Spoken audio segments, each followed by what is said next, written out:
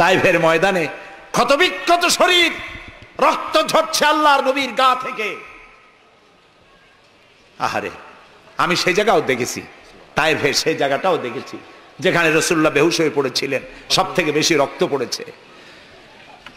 রাসূলুল্লাহ যখন হুশ আসতেন, বেহুশ হয়ে গেছিলেন, ফেরেশতারা দাঁড়ায় কাঁদতেছে আর বলছে, ইয়া রাসূলুল্লাহ, আপনার এই করুণ অবস্থা দেখে আকাশের ফেরেশতারা কাঁদতেছে, আমি সহ্য করতে পারছি না। জিবরাইল বলছেন, আমি হুকুম চাই, আপনি আমাকে হুকুম দেন, দুটা পাহাড় মিলায় দিয়া সব কাফের পিছে শেষ করে দিই। আল্লাহর নবী বলেন, জিবরাইল, আমি যদি হুকুম করি, আমার হুকুমে যদি দুই পাহাড় দিয়া মানবগুলিকে সব যদি পিছে মেরে ফেলে দাও, একটা কাফেরও যদি না বাঁচে, তাহলে কার কানে আমি পৌঁছাবো লা ইলাহা ইল্লাল্লাহু মুহাম্মাদুর রাসূলুল্লাহ। নবী করিম সাল্লাল্লাহু আলাইহি সাল্লাম বসে আছেন, গা দিয়ে রক্ত ঝরছে। এই অবস্থা দেখে তায়েফের এক লোক দৌড়াইয়া তার বাগানে চলে গেল, আঙ্গুর বাগান, বুখারীর হাদিস। আঙ্গুর বাগান থেকে এক গ্লাস আঙ্গুরের রস নিয়ে এসে রাসূলের হাতে দিলেন। 3 দিনের না খাওয়া রাসূল, 3 দিন ক্ষুধার্ত, তৃষ্ণার্ত, ক্ষতবিক্ষত, জর্জরিত, নিষ্পেষিত, নির্যাতিত। এক গ্লাস শরবত হাতে পেয়ে বিসমিল্লাহ বলে শরবতটা পান করলেন। জিজ্ঞেস করলেন, তোমার নাম না আত্তাস? তিনি বললেন, হ্যাঁ, আমার নাম আত্তাস। তোমার বাড়ি হযরত ইউনূস আলাইহিস সালামের গ্রামে? তিনি বললেন, হ্যাঁ। তো আপনি কি করে জানলেন আমার নাম আত্তাস আর আমার বাড়ি ইউনূস আলাইহিস সালামের গ্রামে? নবী করিম সাল্লাল্লাহু আলাইহি সাল্লাম বললেন, আত্তাস, ইউনূস আলাইহিস সালাম নবী আর আমিও নবী, এক নবীর খবর আরেক নবীর কাছে থাকে। এক গ্লাস শরবত পান করে দুহাত উঁচু করলেন, নবীর চোখ থেকে দরদর করে পানি পড়ছে। তিনি বলছেন, রব্বুল আলামিন, এই তায়েফবাসী ওরা বোঝে নাই যে আমি তোমার নবী, ওরা বুঝতে পারে নাই যে আমি তোমার রাসূল, ওরা না বুঝে আমাকে ক্ষতবিক্ষত করেছে। আল্লাহ, তুমি এজন্য তায়েফবাসীদের উপরে গজব দিও না, তুমি শান্তি দাও, হেদায়েত দাও। দুনিয়ার সকল নবী কোন কোন ক্ষেত্রে অধৈর্য হয়েছেন, নবী করিম সাল্লাল্লাহু আলাইহি সাল্লাম কখনো অধৈর্য হন নাই। প্রিয় ভাই সব, সুলাইমান আলাইহিস সালাম রাষ্ট্র পেয়েছেন, পিঁপড়ার ভাষা বোঝেন। কার ভাষা? পিঁপড়ার রাজা আছে না, চেনেন পিঁপড়ার রাজা? মাঝে মধ্যে পরিচয় করেন পিঁপড়ার রাজা কারা। মাথাটা মোটা, পিঁপড়ার রাজা আমরাও বলি। পিঁপড়ার রাজাকে হাতে নিয়েছেন, ডান হাতে। সূরা আন-নামলে আল্লাহ তাআলা বলছেন, পিঁপড়া কথা বলতেছে, পিঁপড়া বলছে তার দলবলকে, সুলাইমান আলাইহিস সালাম আসতেছে তার সৈন্য সামন্ত নিয়ে, পায়ের তলায় পিষ্ট হয়ে মরে যাবি, সব গর্তে লুকা। তিনি পিঁপড়া হাতে নিয়ে কথা বলতেছিলেন পিঁপড়ার সাথে। সুলাইমান আলাইহিস সালাম কথা বলছেন পিঁপড়ার সাথে। এখন পিঁপড়ার ভাষা আমি বুঝি, এতে একটা অহংবোধ সৃষ্টি হতে পারে। পিঁপড়ারও ভাষা আমি বুঝি। নবুয়তের শান দেখুন, পিঁপড়ার ভাষা বুঝতেছেন, সেখানে তিনি বিনয়ী হয়ে গেলেন আল্লাহর সামনে। তিনি বললেন, রব্বি আউজি'নি আন আশকুরা নি'মাতাকাল্লাতী আন'আমতা আলাইয়া ওয়া আলা ওয়ালিদাইয়া। আয় আল্লাহ তাআলা, তুমি আমাকে ওই পরিমাণ শুকর আদায় করার তৌফিক দাও আমাকে, যে পরিমাণ নিয়ামত তুমি আমাকে দান করেছো। ওয়া আলা ওয়ালিদাইয়া, এবং আমার মা বাবার প্রতি যতটা নিয়ামত তুমি আমাকে দিয়েছো। ওয়ান আমালা সালিহান তারদাহু, আর আমাকে এমন আমল করার তৌফিক দাও যাতে তুমি খুশি হও। ওয়াদখিলনি বিরাহমাতিকা ফি ইবাদিকা সালিহিন, আর আল্লাহ আমাকে ইবাদে সালেহের মধ্যে শামিল করে দাও। সুবহানাল্লাহ।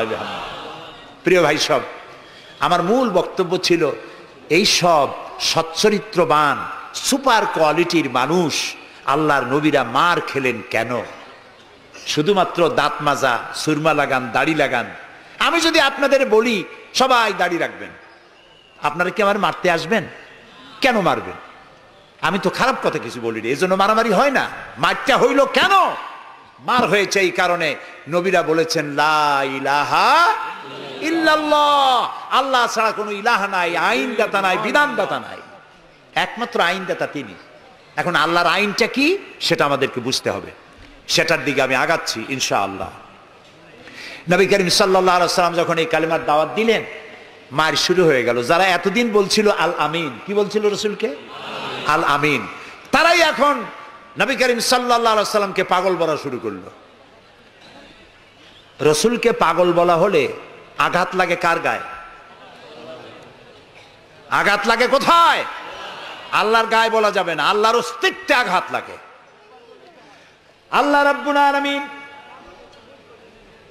এই কাফিরদের অপবাদের জবাবে আল্লাহ তাআলা প্রতিবাদ করলেন। তিনি বললেন, ওয়ামা সাহিবুকুম বিমাজনুন, তোমাদের সাথী পাগল নয়, তোমাদের সাথী বললেন আল্লাহ তাআলা। কেন? তোমরা তো এই লোককে হতে দেখেছো, তার শৈশব, কৈশোর, যৌবন, আর এই বয়স পর্যন্ত তোমরা তাকে চোখের সামনে দেখেছো। পাগলামির কি দেখলে তোমরা তার ভেতরে? কেন পাগল বলো? তিনি পাগল নন, তিনি শায়ের নন, তিনি জাদুকর নন, তিনি গণক নন, তিনি আমার নবী। প্রিয় ভাই সব, মুসলমানেরা মার খাচ্ছে, পালিয়ে বেড়াচ্ছে। বুখারী শরীফে এসেছে ওয়ান খাব্বাব বিন আরিত রাদিয়াল্লাহু তাআলা আনহু আন্নাহু قال شكونا الى رسول الله صلى الله عليه وسلم وهو متوسد بردة له في ظل الكعبة। হযরতে খাব্বাব বলেন, আমরা অত্যাচারিত হয়ে একদিন নবী করিম সাল্লাল্লাহু আলাইহি ওয়াসাল্লামের কাছে গেলাম, যে দেখতে পেলাম তিনি কাবা শরীফের ছায়ায় চাদর মুড়ি দিয়ে আরাম ফরমাচ্ছেন। আমরা কাছে গিয়ে বললাম, আলা তাদউ লানা আলা তাস্তানসিরু লানা ইয়া রাসূলুল্লাহ, হে রাসূল। মাইর খাইতে খাইতে আমরা শেষ হয়ে গেলাম। আমাদের মুসলমানদের উপরে আগুন চাপা দেওয়া হচ্ছে, পাথর চাপা দেওয়া হচ্ছে, বেলালকে উটের পায়ের রশিতে বেঁধে উট তাড়ানো হচ্ছে। ক্ষুধার জ্বালায় শেষ হয়ে গেলাম, ঘুমাইতে দেয় না, মাইরে অস্থির হয়ে গেলাম। হে রাসূল, আপনি কি আল্লাহর কাছে আমাদের জন্য দোয়া করবেন না? আপনি কি আমাদের জন্য আল্লাহর কাছে সাহায্য প্রার্থনা করবেন না? বুখারীর হাদিস। রাসূলুল্লাহ উঠে বসলেন, বললেন, ও খাব্বাব, তোমাদের আগে এই পৃথিবীতে যারা এসেছিলেন সেই সমাজের সমাজপতিরা কলেমার দাওয়াত দেওয়ার অপরাধে তাদেরকে ধরতো। ফায়ুখাজুর রাজুলু ফায়ুহফারু লাহু ফিল আরদ, তারা তাদেরকে ধরতো আর তাদের জন্য গর্ত খনন করত। ফায়ুজালু ফিহা, এরপরে সেই গর্তের ভিতরে তাকে কোমর পর্যন্ত গেড়ে দিত। সুম্মা ইউতা বিল মানশার, এরপরে করাত আনা হতো। ফায়ুদাউ আলা রাসিহি, এরপরে করাত তার মাথার উপরে রাখা হতো।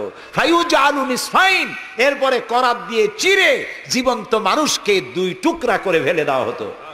মা ইয়াসুদ্দুহু যালিকা আন দীনি, এত বড় অত্যাচারের পরেও সে যুগের একজন মুসলমানকেও আল্লাহর দ্বীনের পথ থেকে এক চুলও তারা সরাতে পারে নাই। রাসূলুল্লাহ বলছেন, ওয়াল্লাহি ওয়াল্লাহি, ও খাব্বাব, আমি আল্লাহর নামে কসম করছি। কে বলছেন? রাসূলুল্লাহ কসম করছেন, আমি আল্লাহর নামে শপথ করছি, লা ইউতাম্মান্নাল্লাহু হাযাল আমরা হাত্তা ইয়াসিরুর রাকিবু মিন সানা ইলা হাদারামাউত। সেদিন বেশি দূরে নয়, যেদিন ইয়েমেনের রাজধানী সানা থেকে সুন্দরী যুবতী নারীরা তাদের যৌবনের পসরা নিয়ে, সওদাগারেরা তাদের সম্পদ নিয়ে সানা থেকে রওনা করে সহস্র মাইল পাড়ি দিয়ে সৌদি আরবের হাজরামাউত পর্যন্ত পৌঁছে যাবে রাত এবং দিনে পায়ে হেঁটে। লা ইয়াখাফু ইল্লাল্লাহ, আল্লাহ ছাড়া কোনো ভয় তাদের অন্তঃকরণে থাকবে না। আবে যিবা আলা গানামি, তবে হ্যাঁ, এটা ঠিক, লা ইয়াখাফু ইল্লাল্লাহ যদি বলা হয় আর কিছু না বলা হয়, তাহলে তো বোঝা যাবে যে বাঘ এবং সিংহরও ভয় থাকবে না। নবীর কথায় কোনো ফাঁক থাকে না, আল্লাহর কথায়ও ফাঁক থাকে না, নবীর কথায়ও ফাঁক থাকে না। একজন ইলেম কালাম কম যখন ওয়াজ করতে যাইতো, লক্ষ্য করতো যে সেখানে কোনো আলেম আছে নাকি। আলেম থাকলে অল্প কথা বলে শেষ করে দিত।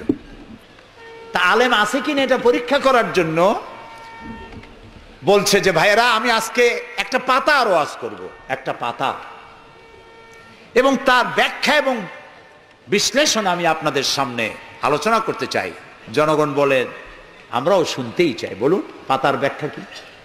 তিনি বলছেন এমন একটি পাতা, এটি যদি মাটিতে পড়ে বাঘ হয়ে যায়, আর যদি পানিতে পড়ে কুমির হয়ে যায়।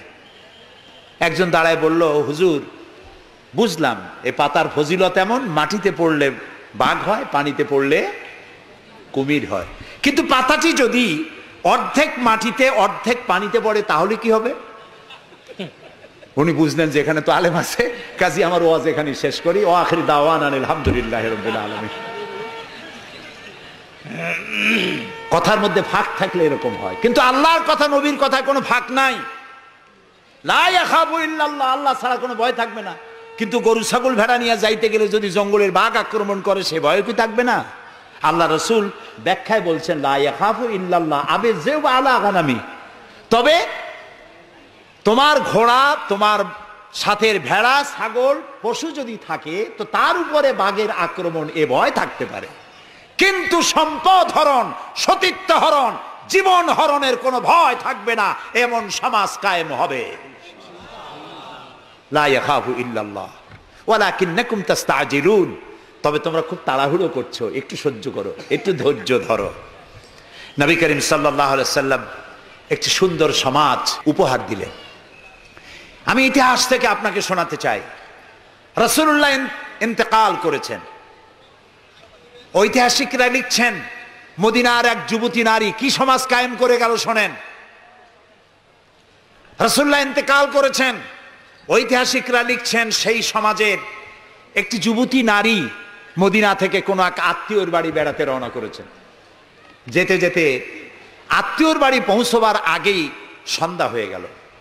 মনে মনে ভাবলো, এখন যদি আমি কোনো পরপুরুষের সামনে পড়ি তাহলে তো আমার সতীত্ব যাবে, অলঙ্কারাদিও যাবে, সারা জীবনের লালিত সম্পদ নষ্ট হয়ে যাবে। খুব ভীত সন্ত্রস্ত পদে এগোচ্ছে, আর বাঘ দেখা হরিণীর মতো তার চোখ এদিক ওদিক তাকাচ্ছে আর হাঁটতেছে। হঠাৎ দেখে দূর থেকে তার দিকেই এগিয়ে আসছে এক যৌবন ভরা এক যুবক। যুবককে কাছে আসতে দেখে যুবতী নিজের লালিত সম্পদ, সতীত্ব আর অলঙ্কার আদি হারাবার ভয়ে মাটির উপরে বসে পড়েছে, তার রুহু গলার কাছে এসে গেছে। ঐতিহাসিকরা লিখছেন যুবকটি যুবতীর কাছে এসে দাঁড়িয়েছে। যুবতী মহিলার চোখের উপরে চোখ রেখে যুবক ছেলে বলছে, মা, আমাকে দিয়ে তোমার কোনো অনিষ্ট হবে না, তুমি কোথায় যাবে আমাকে বলো, আমি পাহারা দিয়ে তোমার গন্তব্যে পৌঁছে দেব। আমার পরিচয় শোনো, আমি মুসলমান। সুবহানাল্লাহ। রাসূলুল্লাহ এই মুসলমান বানিয়েছিলেন, এই সমাজ বানিয়েছিলেন। তাই আমি আফসোস করে বলি, মরা মানুষ জিন্দা হওয়ার কোন সুন্নত যদি থাকতো, আর একজন সাহাবী যদি আজ জিন্দা হতেন আর আমাদেরকে যদি দেখতেন, তাহলে চিৎকার দিয়ে বলতেন আল্লাহর কসম, রাসূলুল্লাহ দান্দার মোবারক শহীদ করে সাহাবীরা জীবন দিয়ে যে মুসলমান বানিয়ে রেখে গিয়েছিলেন, আল্লাহর কসম এগুলো সেই মুসলমান না। আমাদের চরিত্র এই পর্যায়ে পৌঁছে গেছে। রাসূলুল্লাহ সাল্লাল্লাহু আলাইহি ওয়াসাল্লাম ইসলাম দিয়ে মানুষকে একটি সুন্দর সমাজ দিয়েছেন। ইসলাম মানেই শান্তি। বলেন তো ইসলাম মানে কি? বলেন না, অর্থ কি? শান্তি। তবে শর্ত সাপেক্ষে, যারা আনুগত্য করবে তাদের জন্য শান্তি। আমরা একজন আর একজনের সঙ্গে দেখা হলে কি বলি? আসসালামু আলাইকুম। যারা প্রত্যেক দিন প্রতি মুহূর্তে একজন আর একজনকে সালাম দেয়, সেই জাতি কোনোদিন সন্ত্রাসী হতে পারে? সালামু আলাইকুম, আপনি বললেন ওয়ালাইকুম আসসালাম। নবী করিম সাল্লাল্লাহু আলাইহি ওয়াসাল্লাম বলেছেন আফশুস সালাম ওয়া আতইমুত তুআম ওয়া সাল্লু আন-নাসু বিন-নিয়াম তাদখুলুল জান্নাতা বিস-সালাম। তিনটি কথা। কয়টি কথা শুনতেছেন আপনারা? এক নম্বর হচ্ছে সালাম বিনিময় করো বেশি করে। রাসূলুল্লাহ বলছেন, একটা গাছের এপাশে বসে দেখা হয়েছিল, সালাম দাও। গাছটা ঘুরে আসছে, লোকটা আবার সালাম দাও। আমাদের দেশে এই অভ্যাস নাই। সব বসেরা চায় আমার অধীনস্থ লোকেরা আমারে সালাম দিক। রাসূলুল্লাহ তার স্ত্রীকে সালাম দিতেন। এমনকি রাস্তা দিয়ে যাওয়ার সময় বাচ্চা পোলাপান খেলাধুলা করছে, তাদেরকে তিনি সালাম দিতেন। আমরা কি দেই? আমরা দেই না।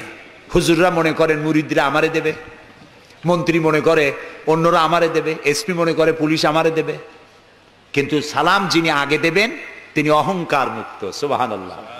এবং এই সালাম অন্যরা বলে কি সুপ্রভাত, গুড মর্নিং, গুড ইভিনিং, শুভ সন্ধ্যা, শুভরাত্রি।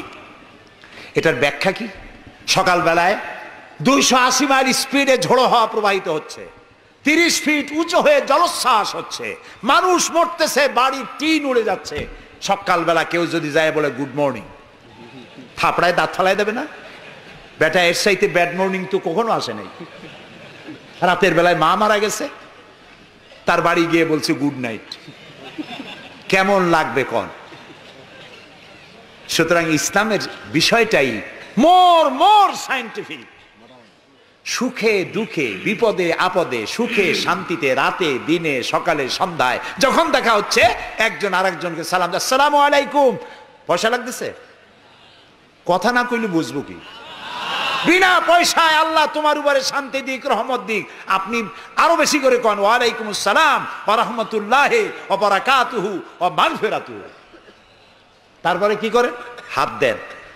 কিছু কিছু লোক আছে হাত মোটে ছোঁয়ায়, সবটা দিতে চায় না। আবার হাতটা দিয়া এরকম ঝাঁকি ঝাঁকি করে, মনে করে যত ঝাঁকি তত নেকি। এটা কিন্তু একটা পাগলামি। জি, আপনি হাত নাচান কেন? ধরে রাখেন আর বলবেন ইয়াগফিরুল্লাহু লি ওয়া লাকুম, আল্লাহ তোমারও শান্তি দিক, আমারও শান্তি দিক, আল্লাহ তোমারও মাফ করুক, আমারও মাফ করুক, সুবহানাল্লাহ। সালাম দাও বেশি করে। কে বলতেছেন? আল্লাহ রাসূল। বাড়িতে যে সালাম দেবেন, বউরে সালাম দেবেন। আপনার স্ত্রী আপনার কৃতদাসী নয়, আপনার সমান অধিকার তা।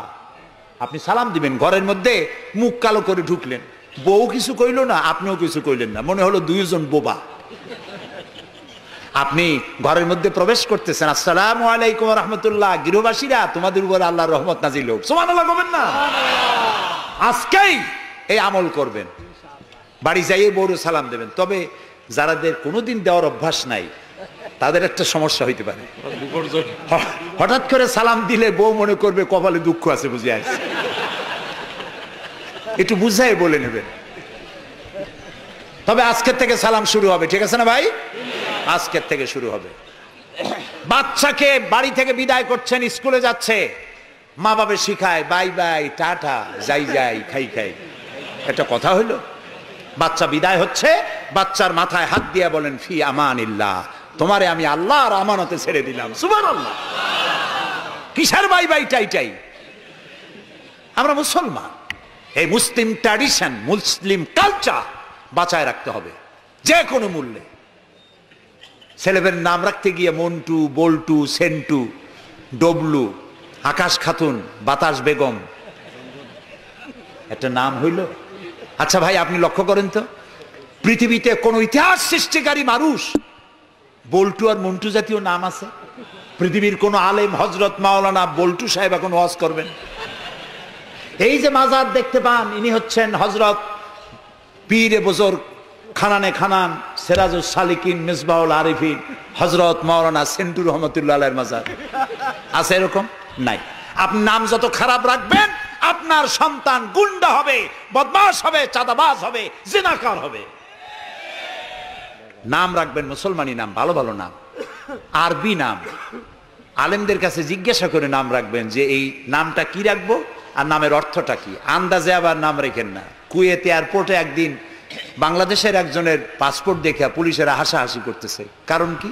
কারণ হলো পাসপোর্টধারী যিনি, তার নাম হলো জামাল মিয়া, আর পিতার নাম হলো তরিক মিয়া। জামাল শব্দের অর্থ হচ্ছে উট, আর জামাল মিমে আলেফ দিয়ে যদি হয় তাহলে হয় সৌন্দর্য। এখন জামাল মানে উট, মিয়া মানে 100, ওর নাম 100 উট। আর তরিক মানে রাস্তা, মিয়া মানে 100, ওর নাম 100 উট আর ওর বাপের নাম 100 রাস্তা। 100 রাস্তার ছেলে 100 উট। তা খালি আরবি রাখলে তো হবে না, নামে আরবির অর্থ কি? জি, অর্থবোধক নাম রাখতে হবে।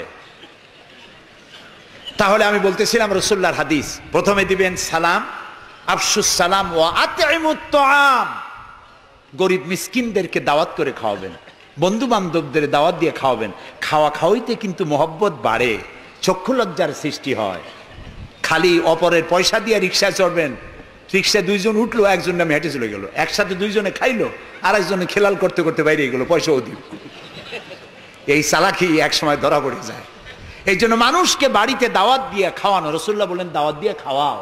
তাহাদ্দু তাহাব্বু, হাদিয়া দাও, মোহব্বত বাড়বে। কারো অসুখ হয়েছে, তার বাড়িতে একটু আঙ্গুর নিয়ে যাও, একটু কমলা নিয়ে যাও। তোমার শত্রু যদি হয়, চক্ষু লজ্জার সৃষ্টি হয়ে যাবে। কান্নাহু ওয়ালিয়ুন হামিম, দেখা যাবে সে চরম দুশমন ছিল, সে তোমার বন্ধু হয়ে গেছে। সুবহানাল্লাহ বলেন না। ওয়াসাল্লু আন-নাসু বিন-নিয়াম। আর 3 নম্বরে, মানুষ যখন ঘুমায় থাকে তখন তুমি নামাজ পড়িও। কোন সময় কোন তো? ও, তাও তো আপনারা জানেন, মধ্যরাতের পরে যখন মানুষেরা ঘুমায় থাকে তখন তুমি নামাজ পড়িও। এই রাত্রে কেন? কারণ মানুষের কাছে সব থেকে বড় ভালোবাসার সত্তাকে বলেন আল্লাহ, তারপরে আল্লাহ রাসূল। এখন যাকে ভালোবাসি তার সাথে তো প্রেম করতে হবে। প্রেম কি নোটিশ দেওয়া হয়? SMS করে আজকাল হয়। কিন্তু ভালোবাসা বিজ্ঞাপন দিয়ে হয় না, মাইকিং করে হয় না। ভালোবাসা হয় কিসে কন্ত? প্রেম কিসে হয়? লজ্জা করে বলতে, করছেন তো এক সময়। গভীরে, রাতে, অন্ধকারে, একাকিত্বে ভালোবাসা হয়। তো মানুষের সবচাইতে প্রিয় হচ্ছেন আল্লাহ তাআলা, প্রিয়তম। এর থেকে প্রিয় আর মুসলমানদের জন্য কেউ হইতে পারে না।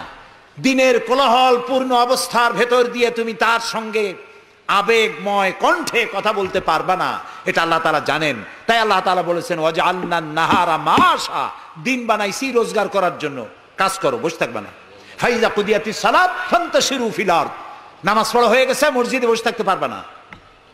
অভিশাপ, জোহরের নামাজে রক্ত হয়েছে, অফিস বন্ধ করে নামাজ পড়ো, জোহর পড়ো, সুন্নত পড়ো। নফল পড়তে পারবা না জোহরের সময়, তসবিহ পড়তে পারবা না, কারণ এই তসবিহ পড়ে, নফল পড়ে সময় নষ্ট করে পূর্ণ বেতন নিলে বেতন হালাল হবে না। মেডিকেল নিয়ে সুস্থ মানুষ সেল্লা দিতে যাবা, পয়সা হারাম, নেক পয়সা হবে না, হালাল পয়সা কামাই দিতে হবে। সেল্লার নাম বললাম বলে তাবলিগি ভাইরা অসন্তুষ্ট হবেন না, একটা দৃষ্টান্ত দিলাম। আমি তাবলিগি ভাইদেরকে শ্রদ্ধা করি, সম্মান করি, তারাও দ্বীনের কাজ করছে। সুতরাং মসজিদের ভেতরে আপনি নামাজ পড়ে আল্লাহ তাআলা বলছেন কি শোনেন, ফরজ, ফাইজা কুদিয়াতিস সালাত ফান্তাশিরু ফিল আরদ, নামাজ পড়া হয়ে গেছে, বেরিয়ে যাও। কোথায় যাও? দুনিয়ায় যাও, হাটে যাও, বাজারে যাও, কলে যাও, কারখানায় যাও, আদালতে যাও, শিক্ষা প্রতিষ্ঠানে যাও, চাষ করতে যাও। যাইয়া কি করো? আবতাগু মিন ফাদলিল্লাহ, আর আমার রিজিক, আমি যে তোমারে অনুগ্রহ করেছি, রিজিক দিয়েছি, ওই রিজিক তালাশ করে আনো। সুবহানাল্লাহ। প্রিয় ভাই সব, হযরত ওমর রাদিয়াল্লাহু তাআলা আনহু মসজিদের ভিতরে দেখলেন কিছু লোক বসা, জোহরে দেখলেন, আসরে দেখলেন, মাগরিবে দেখলেন, এশায় দেখলেন। পরের দিন ফজরের সময় সেই একই জায়গায় কয়েকটা লোক, একই লোক দেখে জিজ্ঞেস করলেন তোমরা কারা? বলল নাহনু মুতাওয়াক্কিলিন, আমরা আল্লাহর উপরে ভরসা করি এবং আল্লাহর উপরে ভরসা করে এখানে জিকির আজগার করি। খাও কি? কয় যে আমাদের এই জিকির আজগার দেখে পাশের লোকেরা ভাত রাইন্দে আমাকে খাওয়ায়। রাসূলুল্লাহ বললেন তোমরা তো মুতাওয়াক্কিলুন, তোমরা তো অন্যের উপরে নির্ভরশীল, আল্লাহর উপরে তো নির্ভরশীল তোমরা নও। শোনো, আগামীকাল এই জোহরের নামাজের পর যদি তোমাদেরকে এখানে বসা দেখি, ব্যাট মেরে মসজিদ থেকে বের করে দেব। মসজিদে নির্দিষ্ট সময় নামাজ পড়তে আসবে, বাকি সময় কাজ করতে হবে মানুষের জন্য, নিজের জন্য, জনগণের জন্য, রাষ্ট্রের জন্য। এর নাম ইসলাম। এর নাম কি? ইসলাম। বাস্তবমুখী, বৈরাগ্য নয়। আপনি দিন কায়েমের জন্য, আল্লাহর বেশি জিকির আজগার করার জন্য জঙ্গলে যাবেন, লা রাহবানিয়াতা ফিল ইসলাম, ইসলামে বৈরাগ্যবাদকে সমর্থন করে না। কথা বুঝে আসছে? সুতরাং আপনি রাত্রি বেলায়, দিনের কোলাহলপূর্ণ সময়, আপনি আল্লাহর সাথে প্রেম করতে সময় পাচ্ছেন না। আল্লাহ তাআলা বলছেন ওয়াজআলনাল লাইলা লিবাসা ওয়াজআলনা নাওমাকুম সুবাতা, রাত্রে বানাইছি, রাত্রিকে বানাইছি শান্তির আচ্ছাদন। সুবহানাল্লাহ বলবেন না? রাত হলো শান্তির আচ্ছাদন। তীর্যক রৌদ্রের তীব্র প্রখারকে বন্ধ করে দিয়ে রাতের একটি অন্ধকারের চাদর দিয়ে, কালো চাদর দিয়ে পৃথিবীটাকে ঢেকে দিলাম। আর একটু শান্তির জন্য চাঁদ আর তারকার নামে কিছু ডিম লাইট জ্বালাই দিলাম। গভীর রাত্রে ওঠো, মানুষ যখন ঘুমায় তখন তুমি সেজদায় পড়ে কাঁদো। রাসূলুল্লাহ বলেছেন, অনুশোচনা আর অনুতপ্তের এক ফোঁটা পানি নাকের অর্ধেক আসতে না আসতে আল্লাহ তাআলা ওই ক্রন্দনরত বান্দাকে মাফ করে দেন। সুবহানাল্লাহ। এই তিনটি কাজ যে করবে, কয়টা কাজ? তিনটি। এই তিনটি কাজ যারা করবে তাদখুলুল জান্নাতা বিসসালাম, আখরাজাহু মুসলিম। মুসলিম শরীফের হাদিস। রাসূলুল্লাহ বলছেন, এই তিনটে কাম করো, শান্তির সাথে জান্নাতে চলে যাবে। তাহলে যে জাতির জীবন ব্যবস্থার নাম কি?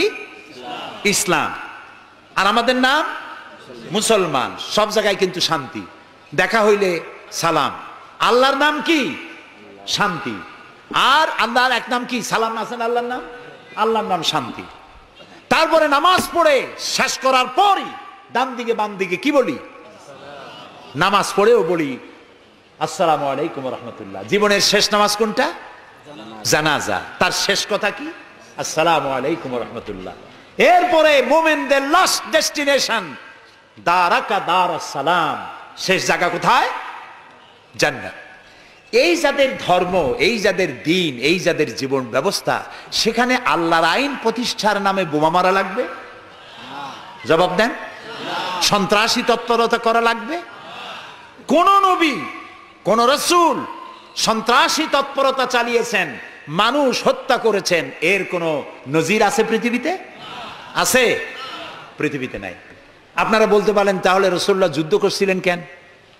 নবী করিম সাল্লাল্লাহু আলাইহি ওয়াসাল্লাম যত যুদ্ধ করেছিলেন সব ছিল ডিফেন্সিভ, আত্মরক্ষামূলক। তিনি নিজে যুদ্ধ শুরু করেছেন, এর কোন নমুনা নাই। একটি হাদিস পাওয়া যাবে না যে নবী করিম সাল্লাল্লাহু আলাইহি ওয়াসাল্লাম ক্ষমতা গ্রহণ করার পর সাহাবীদের রাতের বেলায় পাঠিয়ে দিয়েছেন, ওই গ্রাম আমার উপর ঈমান আনে নাই, বাড়ি শুদ্ধ জ্বালায় দাও, হত্যা করো, বলেছেন?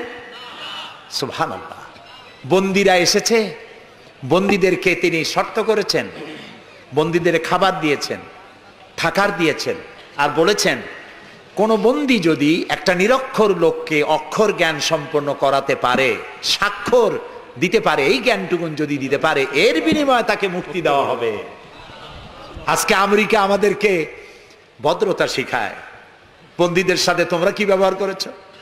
আল গারিব কয়েদখানায় কি অসভ্য বর্বরতা তোমরা করেছো, পৃথিবীর ইতিহাসকে ম্লান করে দিয়েছো, সভ্যতার মুখে কালিমা লেপন করেছো।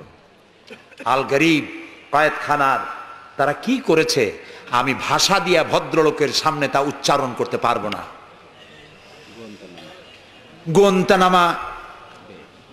গোয়েন্তানামা বেতে, যেটা পৃথিবীর নরক বলা যায়, পৃথিবীর জাহান্নাম, মুসলমান কয়েদিদের সামনে কোরআন শরীফ খুলে কোরআনের উপরে পেশাব করেছে তারা। একজন মুসলমান হাত পা বান্দা তার সামনে কোরআনে পেশাব করলে তার অবস্থাটা কি হয়? সে তো আত্মহত্যা করতে চায়, তখন আমার জীবন চলে যাক, কোরআনের অমর্যাদা তো সহ্য করা যায় না। তোমরা তাই করেছো। তোমরা ইরাকে 70 বছরের বৃদ্ধা নারীকে দুই পার দুই হাতের উপরে ভর করে গাধার মতো বানাইয়া তার পিঠের উপরে তোমরা চড়ে বাজারে বাজারে ঘুরেছো। তোমরা সেই জাতি, তোমরা নারীত্বের অমর্যাদা করেছো, মনুষ্যত্বের অমর্যাদা করেছো। বাংলাদেশকে গণতন্ত্র শিক্ষা দেওয়ার জন্য তোমাদের আসার কোনো জরুরত নাই।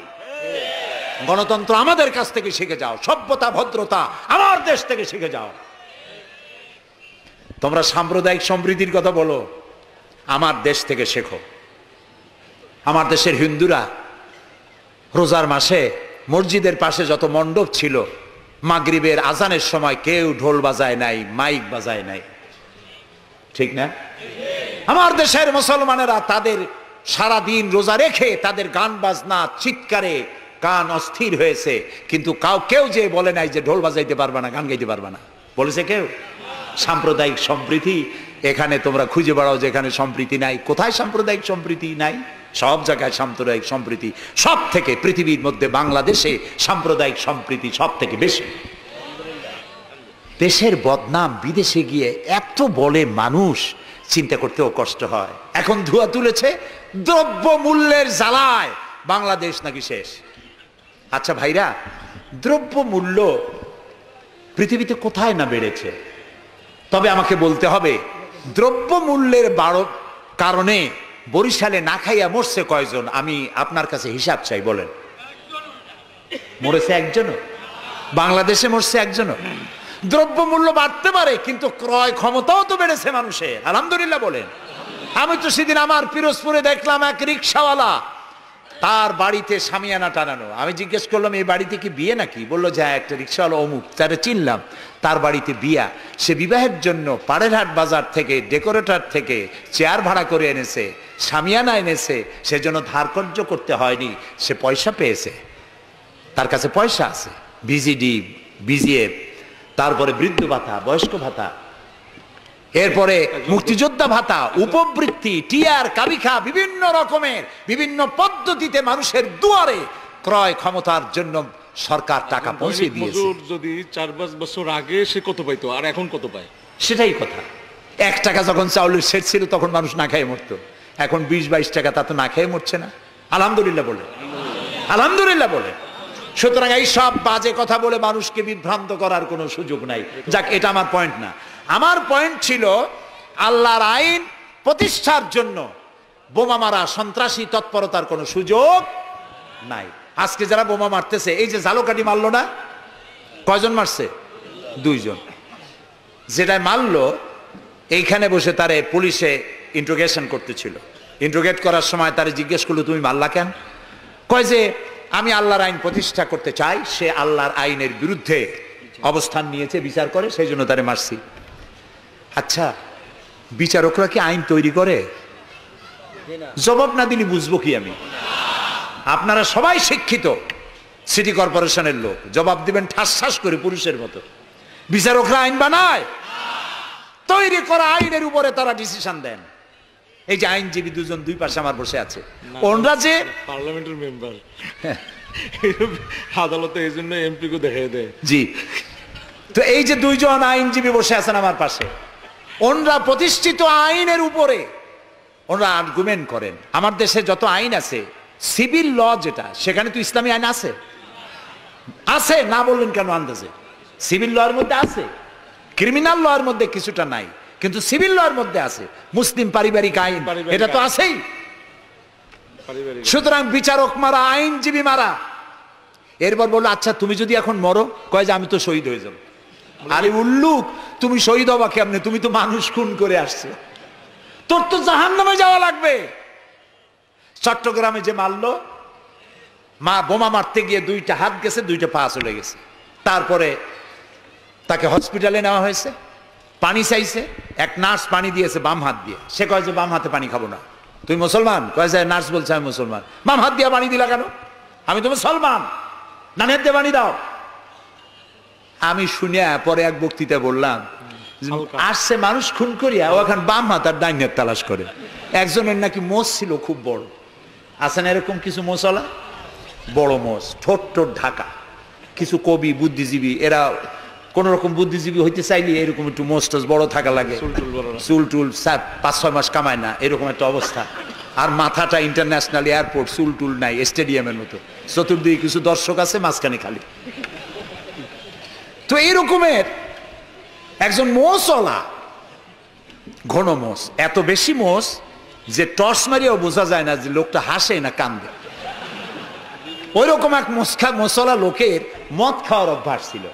মদের গ্লাস বাম হাতে, আর ডান হাত দিয়ে মোষগুলো উঁচু করিয়া বাম হাত দিয়ে মদ খাইতেছে বহুত কষ্ট করে। একজন জিজ্ঞেস করলো, ভাই তুমি মদ খাওয়াতে এত কষ্ট করতেছো কেন? ঢকঢক করে গিললেই তো হয়, মোষগুলো উঁচু করে নেছো। কয় যে ভাই, হজরত ওলামায়ে কেরামের মুখে শুনছি, পানি টানি কিছু খাইতে গেলে মোষ লাগলে মাকরুহ হয়। ও খাইতেছে মদ, ও মানুষ খুন করে আসছে, আর ও বলতেছে যে আমি বাম হাতের পানি খাবো না। বেটা তুই জাহান্নামে যাবি। আল্লাহ তাআলা বলেছেন, ওমান ইয়াকতুল মুমিনান মুতাআম্মিদান ফাজাযাউহু জাহান্নাম খালিদান ফিহা ওয়া গাদাবাল্লাহু আলাইহি ওয়া লানাহু ওয়া আ'আদ্দা লাহু আযাবান আযীমা। আল্লাহ তাআলা বলেছেন, যে ব্যক্তি কোনো মানুষ হত্যা করে, মুমিন হত্যা করে ইচ্ছে করে, তার একমাত্র শাস্তি হলো জাহান্নাম। কে বলতেছে? আল্লাহ তাআলা। জাহান্নাম, এবং আল্লাহর লানত, এবং চিরকাল সে জাহান্নামে থাকবে। আল্লাহ তাআলা আরো বলছেন, ওমান কাতালা নাফসান বিগাইরি নাফসিন আও ফাসাদিন ফিল আরদ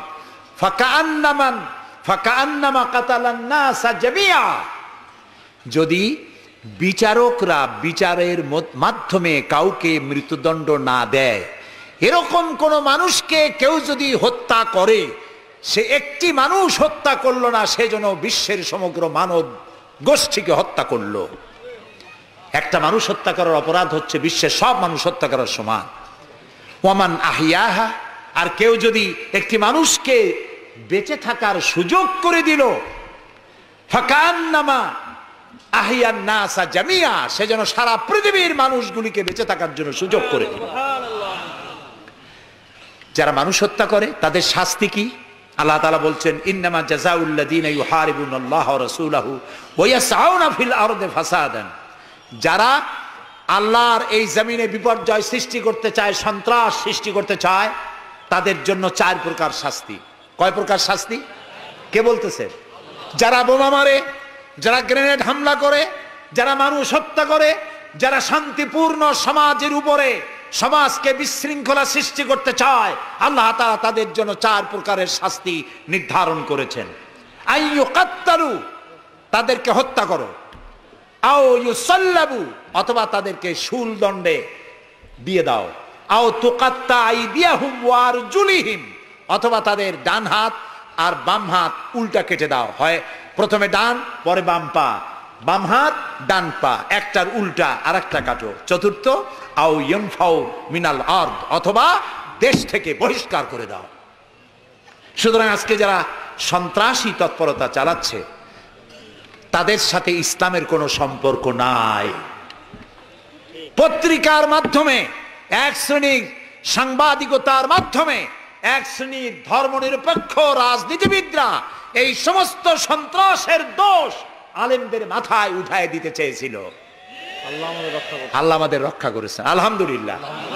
বাংলাদেশের সমস্ত মসজিদ, মাদ্রাসার ইমাম, শিক্ষক, আলেম, ওলামা, পীর, বুজুর্গ সব ময়দানে নেমে পড়ে প্রতিবাদ জানিয়েছে, ইসলামের সাথে এর কোনো সম্পর্ক নাই, সম্পর্ক থাকতে পারে না।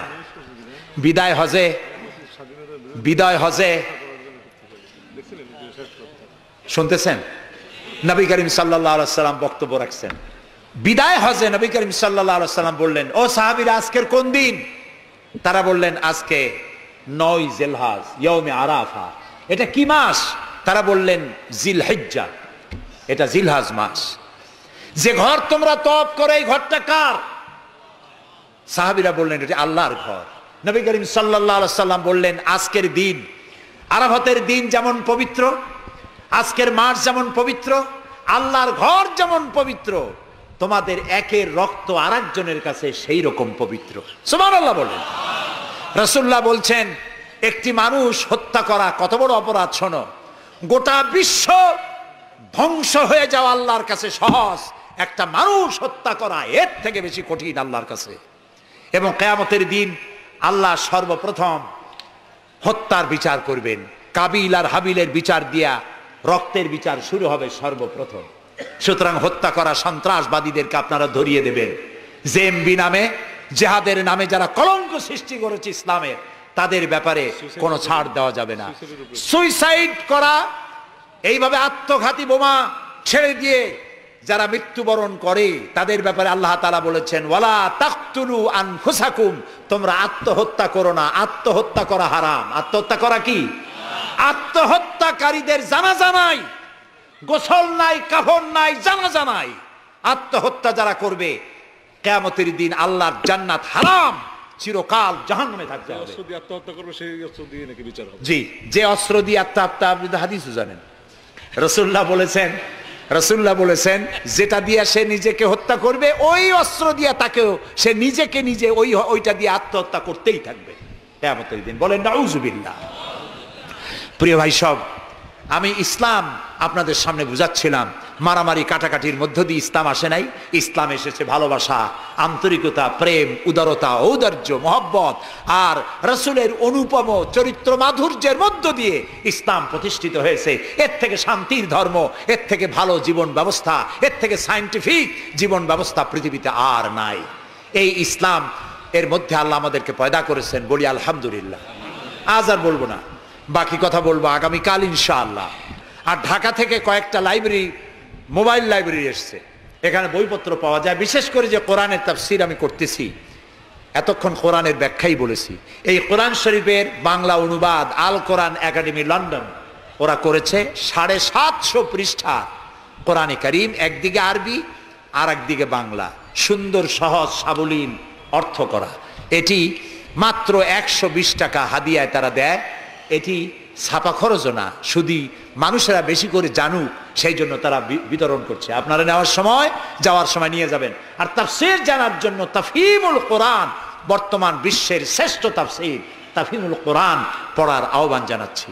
এখন মোনাজাত হবে। আগামীকাল আপনারা আপনাদের ভাই, আত্মীয় স্বজন সবাইকে নিয়ে আসবেন, যাতে ইসলাম কি তার ব্যাখ্যা পূর্ণাঙ্গভাবে আমরা জানতে পারি।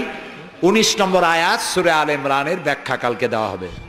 রব্বানা যালামনা আনফুসানা ওয়া ইল্লাম তাগফির লানা ওয়া তারহামনা লানাকুনান্না মিনাল খাসিরিন। আয় আল্লাহ তাআলা, হাজার হাজার মুসলমান নরনারী দীর্ঘক্ষণ ধরে তোমার কোরআনের কথা শুনেছি, নবীর কথা শুনেছি। আল্লাহ তাআলা মেহেরবানি করে আমাদের জিন্দেগীর গুনাহ খাতাকে মাফ করে দাও রব্বুল আলামিন। तमाम পৃথিবীর মাটির নিচে যত মুমিন মুমিনাত শুয়ে আছে তাদেরকে ক্ষমা করে দাও। আল্লাহ তাআলা আমাদের প্রিয় জন্মভূমি বাংলাদেশের উপরে তোমার রহমত নাজিল করো। হায় আল্লাহ তাআলা, এই দেশে শান্তি শৃঙ্খলা সমৃদ্ধি, এদেশের গণতন্ত্র, এদেশের সাম্প্রদায়িক সম্প্রীতি, এদেশের অখণ্ডত্ব অস্তিত্ব কিয়ামত পর্যন্ত তুমি অক্ষুণ্ণ রাখো। আল্লাহ, এই দেশে যারা বিশৃঙ্খলা সৃষ্টি করতে চায়, নৈরাজ্য সৃষ্টি করতে চায়, আল্লাহ তাআলা এখানে যারা সন্ত্রাসী তৎপরতা চালাতে চায় তাদের হেদায়েত করো, তাদের হেদায়েত করো। হেদায়েত যদি ওদের নসিবে না থাকে তাহলে এই দুষ্টদের হাত থেকে, এই দুষ্ট রাহু এর থেকে আল্লাহ তাআলা এদের কবল থেকে, এদের খপ্পর থেকে, এদের ষড়যন্ত্র থেকে, এদের চক্রান্ত থেকে 56,000 বর্গ মাইলের এই ছোট্ট দেশ আর এই 14-15 কোটি মানুষকে আল্লাহ তুমি রক্ষা করো। আগামীকাল এ মাহফিলের শেষ দিন, তোমার বান্দা বান্দীদেরকে বিপুল পরিমাণে এসে কোরআনের কথা শোনার এবং আমল করার তৌফিক দিয়ে দিও। রব্বানা তাকাব্বাল মিন্না ইন্নাকা আনতাস সামিউল আলিম ওয়া তুব আলাইনা ইন্নাকা আনতাত তাওয়াবুর রহিম। সুবহানা রাব্বিকা রাব্বিল ইজ্জাতি আম্মা ইয়াসিফুন ওয়া সালামুন আলাল মুরসালিন আলহামদুলিল্লাহি রাব্বিল আলামিন। ওয়া জাআল আখিরা কালামিনা ইনদাল মাউত লা ইলাহা ইল্লাল্লাহু মুহাম্মাদুর রাসূলুল্লাহ। আসসালামু আলাইকুম ওয়া রাহমাতুল্লাহ।